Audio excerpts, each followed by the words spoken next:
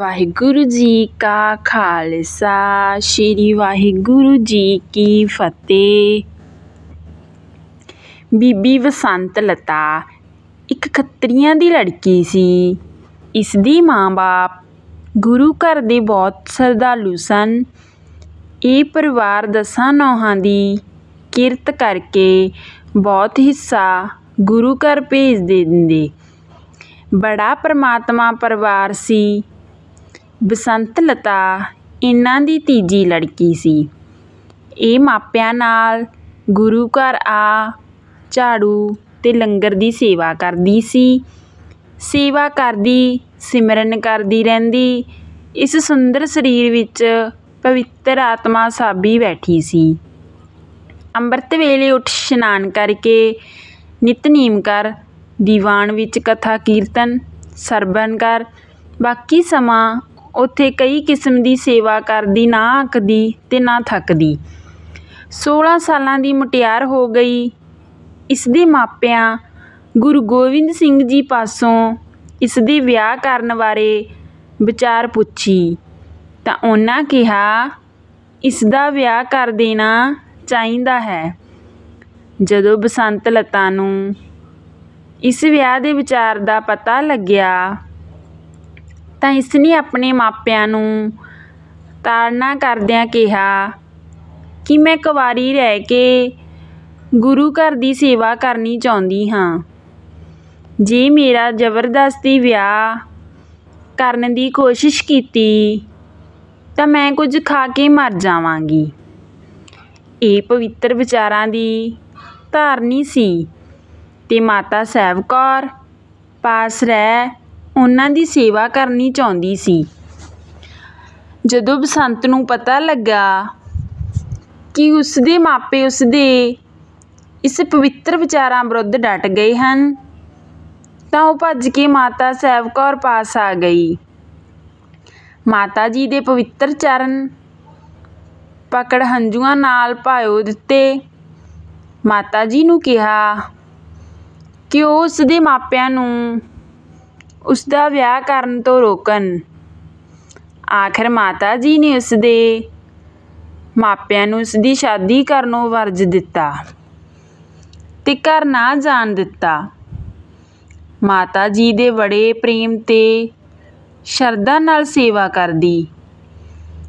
ਨਿਸ਼ਕਾਮ ਸੇਵਾ ਤੇ ਸਿਮਰਨ ਤੇ ਬਸੰਤ ਨੂੰ ਇੱਕ ਦੇਵੀ ਹੀ ਬਣਾ ਦਿੱਤਾ। ਸਾਰੇ ਪਾਸੇ ਇਸ ਦੇ ਆਦਰ ਮਾਣ ਹੋਣ ਲੱਗ ਪਏ। ਇੱਥੇ ਰਹਿ ਇਸ ਨੇ ਗੁਰਮੁਖੀ ਤੇ ਸੰਸਕ੍ਰਿਤੀ ਦੀ ਪੜ੍ਹਾਈ ਵੀ ਸਿੱਖੀ। ਕੇਵਲ 5 ਘੰਟੇ ਸੋ ਬਾਕੀ ਸਮਾਂ ਸੇਵਾ ਸਿਮਰਨ ਤੇ ਨੇਕ ਕੰਮ ਕਰਨ ਵਿੱਚ ਗੁਜ਼ਾਰਦੀ। ਹਰ ਵਕਤ ਮਾਤਾ ਜੀ ਨੂੰ ਵੱਧ ਤੋਂ ਵੱਧ ਸੇਵਾ ਤੇ ਸਹੂਲਤਾਂ ਪ੍ਰਦਾਨ ਕਰਨ ਦੇ ਯਤਨ ਕਰਦੀ ਰਹਿੰਦੀ। ਇੱਧਰ ਕਈ ਮਹੀਨਿਆਂ ਦੀ ਜੰਗ ਤੋਂ ਬਾਅਦ ਅਨੰਦਪੁਰ ਛੱਡਣਾ ਪਿਆ। ਗੁਰੂ ਜੀ ਅਜੇ ਕਿਲ੍ਹਾ ਖਾਲੀ ਕਰਕੇ ਥੋੜ੍ਹੀ ਦੂਰ ਹੀ ਗਏ ਸਨ ਕਿ ਵੈਰੀਆਂ ਨੇ ਗਊ ਤੇ ਕੁਰਾਨ ਦੇ ਹੱਥ ਰੱਖ ਖਾਧੀਆਂ ਕਸਮਾਂ ਛਿੱਕੇ ਤੇ ਟੰਗ ਪਿੱਛੋਂ ਹਮਲਾ ਕਰ ਦਿੱਤਾ। ਆਪਣੀ ਜਵਾਨੀ ਨੂੰ ਗੁਰੂ ਘਰ ਤੋਂ ਵਾਰਨ ਵਾਲੀ ਬਸੰਤ ਨੇ ਮਾਤਾ ਸਾਹਿਬ ਕੌਰ ਦਾ ਸਾਥ ਨਾ ਛੱਡਿਆ। ਮਾਤਾ ਜੀ ਨਾਲ ਪੈਦਲ ਚੱਲ ਪਈ। ਮਾਤਾ ਜੀ ਨੇ ਬਥੇਰਾ ਸਮਝਾਇਆ ਕਿ ਉਹ ਮਾਤਾ ਦੇ ਨਾਲ ਪਾਲਕੀ ਵਿੱਚ ਬੈਠ ਜਾਵੇ। ਇਹੋ ਕਹਿ ਟਾਲ ਦੇਵੇ ਕਿ ਉਹ ਪੂਜਨੀਕ ਮਾਤਾ ਦੇ ਬਰਾਬਰ ਨਹੀਂ ਬੈਠ ਸਕਦੀ। ਬਸੰਤ ਲਤਾ 23 ਸਾਲ ਦੀ ਹੋ ਗਈ। ਪਵਿੱਤਰ ਜੀਵਨ, ਕੁਆਰਾਪਨ ਹੋਣ ਕਰਕੇ ਕਾਫੀ ਬਲਵਾਨ ਸੀ। ਚੁੰਗੀਆਂ ਮਾਰਦੀ ਪਾਲਕੀ ਦੇ ਨਾਲ ਨੱਠੀ ਜਾਂਦੀ। ਹੱਥ ਵਿੱਚ ਨੰਗੀ ਕਿਰਪਾਨ, ਸਿਰ ਉੱਪਰ ਕੇਸਰੀ, ਲੱਕ ਦੁਆਰੇ ਕਮਰ ਕਸਾ, ਫਰਤੀਲਾ ਸਰੀਰ। ਐਨੀ ਠੰਡ ਤੇ ਸ਼ੀਤ ਵਾਲੀ ਹਵਾ ਦੀ ਵੀ ਕੋਈ ਪਰਵਾਹ ਨਾ ਕਰਦੀ। ਅੱਗੇ ਜੋਬਨਮਤੀ ਸੁੱਕਾ ਮਾਰਦੀ ਸਰਸਾ ਨਦੀ ਠਾਠਾਂ ਮਾਰ ਰਹੀ ਸੀ। ਇਸ ਨੂੰ ਪਾਰ ਕਰ ਠੰਡ ਨਾਲ ਬੌਂਦਲ ਗਈ। ਪਹਿਲਾਂ ਵਾਂਗ ਪਾਲਕੀ ਨਾਲ ਚੱਲਣੋਂ ਅਸਮਰਥ ਹੋ ਗਈ। ਹਨੇਰੀ ਰਾਤ ਵਿੱਚ ਠੇਡਾ ਖਾ ਡਿੱਗ ਪਈ। ਕਾਹਲੀ ਵਿੱਚ ਸਾਥੀ ਅੱਗੇ ਨਿਕਲ ਗਏ। ਜਦੋਂ ਹੋਸ਼ ਆਈ ਤਾਂ ਕਿਰਪਾਨ ਸੰਭਾਲ ਫਿਰ ਤੁਰ ਪਈ। ਪਿੱਛੋਂ ਨਿਰਦਈ ਵੈਰੀਆਂ ਦੇ ਸਿਪਾਹੀ ਆ ਮਿਲੇ। ਬਿਜਲੀ ਦੀ ਲਿਸ਼ਕ ਨਾਲ ਉਹਨਾਂ ਦੀ ਨਿਗਾਹ ਇਸ 'ਤੇ ਪਈ। ਸੁੰਦਰ ਮੁਟਿਆਰ ਨੂੰ ਇਕੱਲਿਆਂ ਦੇਖ ਪਕੜ ਲਿਆ। ਇਸਨੇ ਕਿਰਪਾਨ ਦਾ ਪ੍ਰਯੋਗ ਕਰਨ ਦਾ ਬਥੇਰਾ ਯਤਨ ਕੀਤਾ। ਇੱਕ ਤਾਂ ਠੰਡ ਨੇ ਉਸਨੂੰ ਨਿਢਾਲ ਕਰ ਦਿੱਤਾ ਸੀ, ਦੂਜਾ ਵੈਰੀਆਂ ਦਾ ਗਲਬਾ ਪੈ ਗਿਆ। ਵਿਚਾਰੀ ਦੀ ਕੋਈ ਪੇਸ਼ ਨਾ ਗਈ। ਸਿਪਾਹੀ ਉਸਨੂੰ ਧੋਂਦੇ ਆਪਣੇ ਹਾਕਮ ਸਮੁੰਦ ਖਾਂ ਪਾਸ ਲੈ ਗਏ। ਇਹ ਬੜਾ ਨਿਰਦਈ ਤੇ ਕਾਮੀ ਪੁਰਸ਼ ਸੀ। ਇਸਨੂੰ ਵੇਖ ਕੇ ਉਹ ਆਪਣਾ ਦਿਲ ਹੀ ਖੋ ਬੈਠਾ। ਸਮੁੰਦ ਖਾਂ ਪਹਾੜੀ ਰਾਜਿਆਂ ਦਾ ਨਵਾਬ ਸੀ। ਬੜਾ ਬਦਚਲਣ, ਲਾਲਚੀ ਤੇ ਅਭਿਮਾਨੀ ਸੀ। ਬਸੰਤ ਨੂੰ ਆਪਣੇ ਕਿਲ੍ਹੇ ਵਿੱਚ ਲੈ ਗਿਆ। ਕਿਲ੍ਹੇ ਵਿੱਚ ਲਿਜਾ ਬੜੇ ਲਾਲਚ ਮੁੱਖ ਬੇਗਮ ਬਣਾਉਣ ਦੇ ਹੋਰ ਐਸੋ ਇਸ਼ਰਤ ਦੇ ਲਾਲਚ ਦੇ ਵਰਗਲਾਉਣ ਲੱਗਾ। ਪਰ ਬਸੰਤ ਲਤਾ ਨੇ ਸੱਚੀ ਗੱਲ ਕਹੀ ਕਿ ਬਸੰਤ ਨੂੰ ਭਾਵੇਂ ਕੁੱਟ-ਕੁੱਟ ਭੁੱਖਿਆਂ ਰੱਖ, ਕੀਮਾ ਕਰ ਦਿਓ, ਇਹ ਕਿਸੇ ਮਰਦ ਨੂੰ ਆਪਣਾ ਪਤੀ ਸਵੀਕਾਰ ਨਹੀਂ ਕਰੇਗੀ। ਮੈਂ ਸਤਿਗੁਰ ਦੀ ਹਜ਼ੂਰੀ ਵਿੱਚ ਇਹ ਪ੍ਰਣ ਕੀਤਾ ਹੈ, ਮੈਨੂੰ ਸੰਸਾਰਕ ਐਸੋ ਇਸ਼ਰਤ ਨਹੀਂ ਪਾਉਂਦੇ। ਮੈਂ ਮਾਤਾ ਜੀ ਦੀ ਸੇਵਾ ਕਰਨ ਦਾ ਪ੍ਰਣ ਕੀਤਾ ਹੋਇਆ ਹੈ। ਜੇ ਉਹ ਮਿਲ ਜਾਣ ਤਾਂ ਉਹਨਾਂ ਦੇ ਚਰਨਾਂ ਵਿੱਚ ਸੇਵਾ ਕਰਨਾ ਜੀਵਨ ਬਤੀਤ ਕਰ ਸਕਾਂ। ਸਮੁੰਦ ਖਾਂ ਇਸ ਨੂੰ ਗੁਰੂ ਘਰ ਵਿੱਚੋਂ ਇਸਤਰੀ ਸਮਝਦਾ ਸੀ। ਸਮੁੰਦ ਖਾਂ ਨੇ ਬੜਾ ਜ਼ੋਰ ਲਾਇਆ ਕਿ ਬਸੰਤ ਬੇਗਮ ਬਣ ਜਾ। ਲਾਲਚ ਡਰਾਵੇ ਜਦੋਂ ਫੇਲ ਹੋ ਗਏ ਤਾਂ ਇਸਨੂੰ ਬੰਦੀਖਾਨੇ ਵਿੱਚ ਪਾ ਕੇ ਨਿਰਵਲ ਕਰਨ ਦੀ ਵਿਚਾਰ ਬਣਾਈ। ਬੰਦੀਖਾਨਾ ਵੀ ਇੱਕ ਨਰਕ ਹੀ ਸੀ।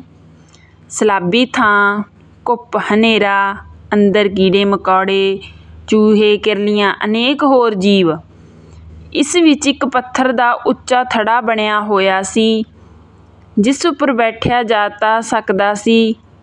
ਸੰਗਲ ਪਾਣੀ ਵੀ ਵਿੱਚੇ ਹੀ। ਪਹਿਲੀ ਰਾਤ ਸਿਰ 'ਤੇ ਆਈ, ਥੱਕੀ ਟੁੱਟੀ ਨੂੰ ਨੀਂਦ ਆ ਗਈ। ਸਾਰੀ ਰਾਤ ਰਾਹ ਵਿੱਚ ਕਸ਼ਟਾਂ ਤੇ ਲੜਾਈ ਦਾ ਖਿਆਲ ਫਿਲਮ ਵਾਂਗ ਖਿਆਲਾਂ ਵਿੱਚ ਆਉਂਦਾ ਰਿਹਾ।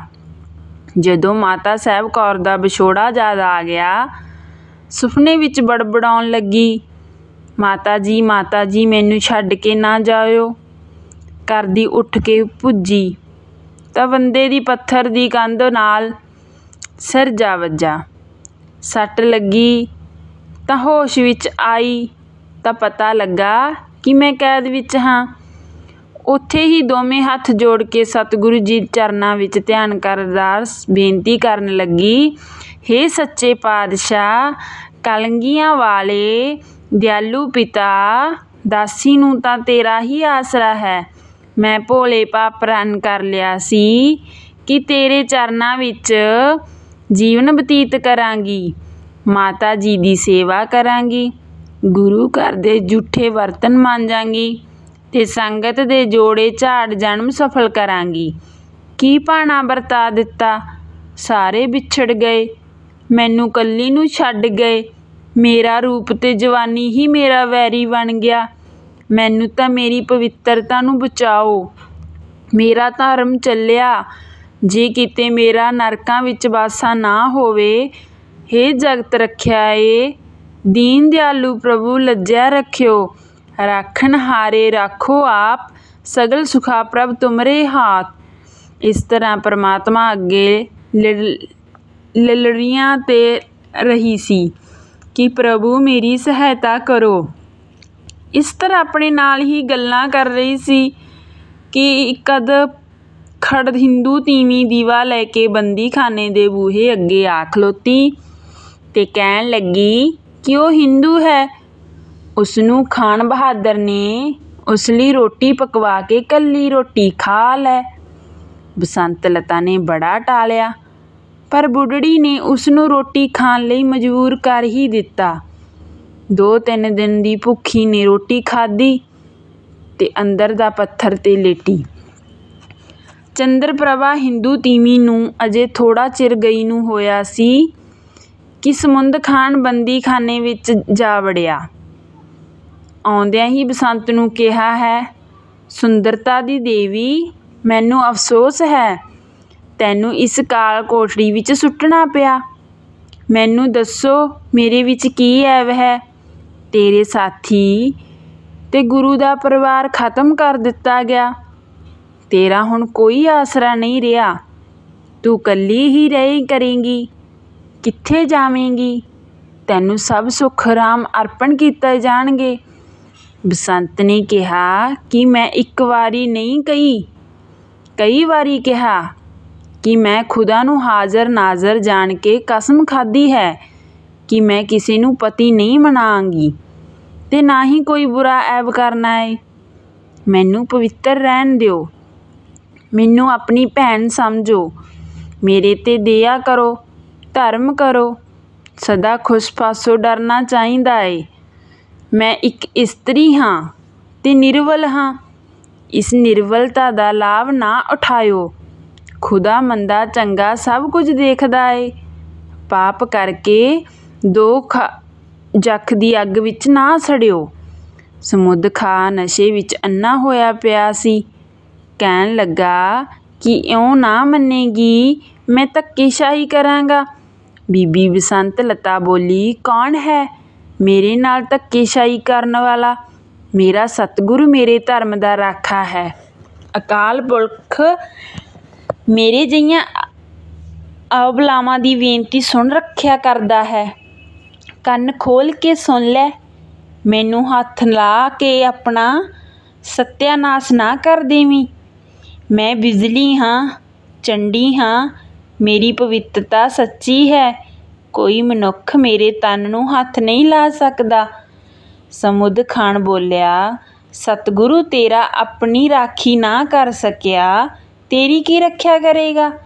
ਬਸੰਤ ਲਤਾ ਬੋਲੀ, ਉਹ ਵੇਖ ਮੇਰੇ ਸਤਿਗੁਰੂ ਮੇਰੀ ਸਹਾਇਤਾ ਲਈ ਆ ਰਹੇ ਹਨ। ਪਾਪੀ ਕੁੱਤੇ, ਪਰਾਂ ਹੱਟ ਮਾਰ ਪਰੇ। ਧੰਨ ਮੇਰੇ ਵਾਂਗ ਉਹ ਕਲਗੀਆਂ ਵਾਲੇ ਆ ਗਏ ਹਨ। ਮੈਂ ਬਲਿਹਾਰੀ ਜਾਵਾਂ। ਸਮੁੰਦ ਖਾਂ ਹੱਥ ਫੈਲਾ ਬਾਹਾਂ ਵਿੱਚ ਘੁੱਟਣ ਲਈ ਬਸੰਤ ਲਤਾ ਵੱਲ ਅੱਗੇ ਵਧਿਆ। ਬਸੰਤ ਲਤਾ ਖਿੜਖਿੜਾ ਹੱਸਣ ਲੱਗੀ ਕਿ ਵੇਖ ਰਹੀ ਹੈ ਕਿ ਧੰਨ ਹੈ ਸਤਿਗੁਰੂ, ਮੈਂ ਬਲਿਹਾਰੇ ਜਾਂਦੀ ਹਾਂ। ਆਪਣੀ ਪੁੱਤਰੀ ਦੀ ਲਾਜ ਤੇ ਪਵਿੱਤਰਤਾ ਕਾਇਮ ਰੱਖਣ ਖਾਤਰ ਪਹੁੰਚ ਹੀ ਗਏ ਨਾ। ਇਸ ਪਾਪੀ ਦੁਸ਼ਟ ਨੂੰ ਬਹੁਤ ਸਮਝਾਇਆ ਪਰ ਨਹੀਂ ਸਮਝਿਆ। ਅਕਾਲ ਪੁਰਖ ਦੀ ਸ਼ਕਤੀ ਨੂੰ ਮਖੌਲ ਕਰਦਾ ਹੈ। ਦਾਤਾ ਮਿਹਰ ਕਰੋ, ਬੰਦੀਖਾਨੇ ਵਿੱਚੋਂ ਕੱਢ ਕੇ ਲੈ ਚੱਲੋ ਪਾਪੀਆਂ ਪਾਸੋਂ। ਸਮੁੰਦ ਖਾਂ ਅੱਗੇ ਵਧਣ ਦਾ ਯਤਨ ਕਰਦਾ ਹੈ। ਬਾਹਾਂ ਫੈਲਾਈਆਂ ਹੀ ਰਹਿ ਗਈਆਂ ਹਨ, ਇਕੱਠੀਆਂ ਨਹੀਂ ਹੁੰਦੀਆਂ। ਹੇਠੋਂ ਪੈਰ ਧਰਤੀ ਨਾਲ ਜੁੜ ਗਏ ਹਨ, ਹਿੱਲਦੇ ਨਹੀਂ ਹਨ। ਅੱਖਾਂ ਤੋਂ ਅੰਨਾ ਹੋ ਗਿਆ। ਉਸਦੇ ਸਰੀਰ ਦਾ ਲਹੂ ਜੰਮਣ ਲੱਗ ਪਿਆ। ਹੈਰਾਨ ਹੈ ਕੀ ਹੋ ਗਿਆ। ਸੋਚਦਾ ਹੈ ਕਿ ਸੱਚਮੁੱਚ ਹੀ ਕੋਈ ਰੱਬੀ ਸ਼ਕਤੀ ਬਸੰਤ ਦੀ ਸਹਾਇਤਾ ਲਈ ਆ ਵੜੀ ਹੈ। ਬਸੰਤ ਪਿੱਛੇ ਹਟ ਗਈ। ਸਤਿਗੁਰ ਦੇ ਦਰਸ਼ਨ ਹੋਣੇ ਹਟ ਗਏ ਹਨ।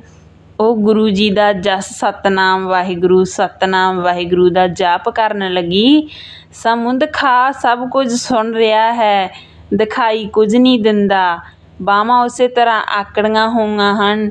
ਸ਼ੁਕਰ ਹੈ ਕਿ ਕੰਨ ਤੇ ਜ਼ੁਬਾਨ ਕੰਮ ਕਰਦੇ ਹਨ। ਉਹ ਅਨੁਭਵ ਕਰਨ ਲੱਗਾ ਕਿ ਵਾਕਈ ਕੋਈ ਖੁਦਾਈ ਸ਼ਕਤੀ ਵੜੀ ਹੈ। ਡਿਕੋਲਕਾ ਜਿਹਾ ਹੋ ਕੇ ਬੋਲਿਆ, ਹੇ ਦੇਵੀ ਬਸੰਤ ਲਤਾ, ਮੈਨੂੰ ਖਿਮਾ ਬਖਸ਼। ਮੈਂ ਭੁੱਲ ਗਿਆ ਹਾਂ। ਮੇਰੇ ਪਾਪ ਨੂੰ ਤਾਂ ਚਿਤਾਰ ਬਖਸ਼ ਦੇ। ਭੈਣ ਬਸੰਤ ਲਤਾ, ਮੈਨੂੰ ਮਾਫ਼ ਕਰਕੇ, ਮੈਥੋਂ ਗਲਤੀਆਂ ਹੋ ਗਈਆਂ ਹਨ। ਬਸੰਤ ਲਤਾ ਕਿਹਾ ਕਿ ਇਹ ਮੇਰੇ ਵੱਸ ਦੀ ਗੱਲ ਨਹੀਂ ਹੈ। ਮੈਂ ਤਾਂ ਅਬਲਾ ਕੇ ਕੈਦਣ ਹਾਂ। ਮੈਂ ਵਿਚਾਰੀ ਕੀ ਕਰ ਸਕਦੀ ਹਾਂ। ਹੁਣ ਸਮੁੰਦ ਖਾਂ ਦੇ ਕਪਾਟ ਖੁੱਲ੍ਹ ਗਏ। ਕਹਿਣ ਲੱਗਾ, ਹੇ ਭੈਣੇ, ਮੇਰੇ ਖਾਤਰ ਆਪਣੇ ਸ਼ਾਸਤਰੀ ਗੁਰੂ ਅੱਗੇ ਅਰਜ਼ ਕਰ ਕਿ ਉਹ ਮੇਰੀਆਂ ਪਿਛਲੀਆਂ ਭੁੱਲਾਂ ਨੂੰ ਬਖਸ਼ਣ। ਮੇਰੀ ਭੈੜੀ ਨੀਚ ਜ਼ਬਾਨ ਵਿੱਚੋਂ ਉਹਨਾਂ ਦੀ ਸ਼ਾਨ ਵਿਰੁੱਧ ਜਿਹੜੇ ਭੈੜੇ ਸ਼ਬਦ ਮੈਥੋਂ ਨਿਕਲੇ ਹਨ ਉਹ ਖਿਮਾ ਕਰਨ। ਮੈਂ ਮਹਾਂ ਪਾਪੀ ਹਾਂ, ਹੁਣ ਮੈਨੂੰ ਬਖਸ਼ ਦੇਣ। ਮੇਰੀਆਂ ਅੱਖਾਂ ਖੁੱਲ੍ਹਣ, ਮੇਰੇ ਹੱਥ ਬਾਹਾਂ ਠੀਕ ਹੋਣ। ਤੈਨੂੰ ਭੈਣ ਸਮਝਦਾ ਹਾਂ। ਮੈਂ ਖੁਦਾ ਨੂੰ ਹਾਜ਼ਰ ਨਾਜ਼ਰ ਸਮਝ ਕਸਮ ਖਾਂਦਾ ਹਾਂ ਕਿ ਮੈਂ ਭੈਣ ਬਸੰਤ ਲਤਾ ਨੂੰ ਗੁਰੂ ਦੇ ਪਰਿਵਾਰ ਪਾਸ ਭੇਜ ਦੇਵਾਂਗਾ। ਇਸ ਦੀ ਕੋਈ ਨਿਰਾਦਰੀ ਨਹੀਂ ਕਰਾਂਗਾ। ਮੈਂ ਫਿਰ ਖਿਮਾ ਲਈ ਅਰਜ਼ ਕਰਦਾ ਹਾਂ। ਸਮੁੰਦ ਖਾਂ ਨੇ ਬਸੰਤ ਲਤਾ ਨੂੰ ਬੰਦੀਖਾਨਿਓਂ ਬਾਹਰ ਕੱਢ ਕੇ ਭੈਣ ਬਣਾ ਲਿਆ। ਆਪਣੇ ਮਹਿਲਾਂ ਵਿੱਚ ਲਿਆ ਕੇ ਆਪਣੀਆਂ ਬੇਗਮਾਂ ਪਾਸੋਂ ਬੜਾ ਆਦਰ ਮਾਣ ਕਰਵਾਇਆ ਤੇ ਸਮੁੰਦ ਖਾਂ ਪਾਸੋਂ ਬਸੰਤ ਦੀ ਪਵਿੱਤਰਤਾ ਦੀ ਸਾਖੀ ਸੁਣ ਕੇ ਹੱਕੀ ਬੱਕੀ ਰਹਿ ਗਈਆਂ। ਮਹਿਲਾਂ ਦੀਆਂ ਇਸਤਰੀਆਂ ਇਸ ਨੂੰ ਦੇਵੀ ਹੀ ਸਮਝਣ ਲੱਗ ਪਈਆਂ। ਸਾਰੇ ਘਰ ਦਾ ਵਾਤਾਵਰਨ ਹੀ ਬਦਲ ਕੇ ਪਵਿੱਤਰ ਹੋ ਗਿਆ। ਸਮੁੰਦ ਖਾਂ ਨੇ ਤੀਜੇ ਦਿਨ ਪਤਾ ਕਰਕੇ ਦੱਸਿਆ ਕਿ ਭੈਣ ਜੀ ਬੜੀਆਂ ਮਾੜੀਆਂ ਤੇ ਭੈੜੀਆਂ ਖਬਰਾਂ ਦੱਸਣ ਲੱਗਿਆ। ਚਮਕੌਰ ਵਿੱਚ ਗੁਰੂ ਜੀ ਦੇ ਵੱਡੇ ਸਾਹਿਬਜ਼ਾਦੇ ਸ਼ਹੀਦ ਹੋ ਗਏ। ਗੁਰੂ ਜੀ ਅੱਗੇ ਨਿਕਲ ਗਏ ਹਨ। ਸਾਰਾ ਪਰਿਵਾਰ ਹੀ ਖਿੱਲਰ ਪੁੱਲਰ ਗਿਆ। ਅੱਜ ਰੌਲਾ ਬਹੁਤ ਹੈ। ਤੁਹਾਨੂੰ ਅਜੇ ਬਾਹਰ ਭੇਜਣਾ ਚੰਗਾ ਨਹੀਂ। ਤੁਸੀਂ ਇੱਥੇ ਆਰਾਮ ਨਾਲ ਟਿਕੇ। ਇਸ ਤਰ੍ਹਾਂ ਬਸੰਤ ਲਤਾ ਸਮੁੰਦ ਖਾਂ ਦੀ ਭੈਣ ਬਣ ਕੇ ਕਾਫੀ ਅਰਸਾ ਉਸ ਪਾਸ ਰਹੀ। ਸਮੁੰਦ ਖਾਂ ਬੇਗਮਾਂ ਤੇ ਦਾਸੀਆਂ ਇਸ ਨੂੰ ਦੇਵਾਂ ਕਰਕੇ ਪੂਜਦੀਆਂ। ਇਹ ਸਾਰਾ ਦਿਨ ਪ੍ਰਭੂ ਭਗਤੀ ਤੇ ਸਿਮਰਨ ਵਿੱਚ ਜੁੜੀ ਰਹਿੰਦੀ। ਰਾਤ ਸੌਣ ਲੱਗਿਆਂ ਗੁਰੂ ਘਰ ਦੀਆਂ ਸ਼ਕਤੀਆਂ ਤੇ ਬਰਕਤਾਂ ਬਾਰੇ ਸਾਰਿਆਂ ਨੂੰ ਦੱਸਦੀ। ਜਾਣੋ ਇੱਕ ਸਤੀ ਸੰਗ ਹੀ ਲੱਗ ਜਾਂਦਾ ਹੈ। ਸਾਰੇ ਇਸ ਦੀ ਗਿਆਨ ਭਰਪੂਰ ਵਿਚਾਰ ਤੇ ਪਰਮਾਤਮਾ ਨਾਲ ਜੁੜਨ ਦੀਆਂ ਗੱਲਾਂ ਬੜੇ ਪ੍ਰੇਮ ਤੇ ਦਿਲਚਸਪੀ ਨਾਲ ਸੁਣਦੇ। 2 ਮਹੀਨੇ ਬੀਤ ਗਏ। ਠੰਡ ਠੰਡੋਲਾ ਹੋ ਗਿਆ। ਬਸੰਤ ਲਤਾ ਨੂੰ ਸਮੁੰਦ ਖਾਂ ਨੇ ਭੈਣਾਂ ਵਾਂਗ ਚੰਗਾ ਸਮਾਨ ਬਣਾ ਕੇ ਤੋਰਿਆ। 6 ਘੋੜ ਸਵਾਰ ਦਿੱਤੇ। ਬਸੰਤ ਨੂੰ ਪਾਲਕੀ ਵਿੱਚ ਬਿਠਾ ਚੰਦਰ ਪ੍ਰਭਾ ਨੂੰ ਨਾਲ ਘੋੜੇ ਤੇ ਤੋਰਿਆ। 15 ਦਿਨਾਂ ਮੰਜ਼ਲ ਮਾਰਦੇ ਗੁਰੂ ਜੀ ਨੇ ਪਾਸ ਦੀਨੇ ਛੱਡ ਆਏ। ਉੱਧਰੋਂ ਮਾਤਾ ਸਾਹਿਬ ਕੌਰ ਤੇ ਮਾਤਾ ਸੁੰਦਰੀ ਜੀ ਵੀ ਦਿੱਲੀਓਂ ਉੱਥੇ ਪਹੁੰਚ ਗਈਆਂ। ਬਾਕੀ ਰਹਿੰਦੇ ਪਰਿਵਾਰ ਨੂੰ ਵੇਖ ਕੇ ਬਹੁਤ ਖੁਸ਼ ਹੋਈ। ਆਪਣੀ ਸਾਰੀ ਹੱਡਬੀਤੀ ਸਭ ਸੰਗਤ ਨੂੰ ਸੁਣਾਈ। ਕਲਗੀਆਂ ਵਾਲੇ ਦਾ ਧੰਨਵਾਦ ਕੀਤਾ ਜਿਨ੍ਹਾਂ ਨੇ ਉਸ ਦੀ ਪੈਜ ਤੇ ਪ੍ਰਤਿੱਗਿਆ ਰੱਖ ਉਸ ਦੀ ਪਵਿੱਤਰਤਾ ਕਾਇਮ ਰੱਖੀ ਤੇ ਕਾਲ ਕੋਠੜੀ 'ਚੋਂ ਖਲਾਸੀ ਕਰਾਈ। ਜਿਹੜੀਆਂ ਬੀਬੀਆਂ ਧਰਮ ਵਿੱਚ ਪੱਕੀਆਂ, ਪ੍ਰਭੂ ਭਗਤੀ ਤੇ ਸੇਵਾ ਸਿਮਰਨ ਦੀਆਂ ਧਾਰਨੀ ਹੁੰਦੀਆਂ ਹਨ, ਅਕਾਲ ਪੁਰਖ ਆਪ ਬੌੜ ਕੇ ਉਹਨਾਂ ਦੇ ਧਰਮ ਦੀ ਰੱਖਿਆ ਤੇ ਸਹਾਇਤਾ ਕਰਦਾ ਹੈ। ਉੱਚਾ ਆਚਰਣ ਉੱਚੀ ਅਵਸਥਾ ਵਿੱਚ ਲੈ ਜਾਂਦਾ ਹੈ। ਇਸ ਬੀਬੀ ਦੀ ਕਥਾ ਵੀ ਸਿੱਖ ਬੀਬੀਆਂ ਲਈ ਇੱਕ ਚਾਨਣ ਮੁਨਾਰਾ ਹੈ। ਵਾਹਿਗੁਰੂ ਜੀ ਕਾ ਖਾਲਸਾ, ਸ੍ਰੀ ਵਾਹਿਗੁਰੂ ਜੀ ਕੀ ਫਤਿਹ।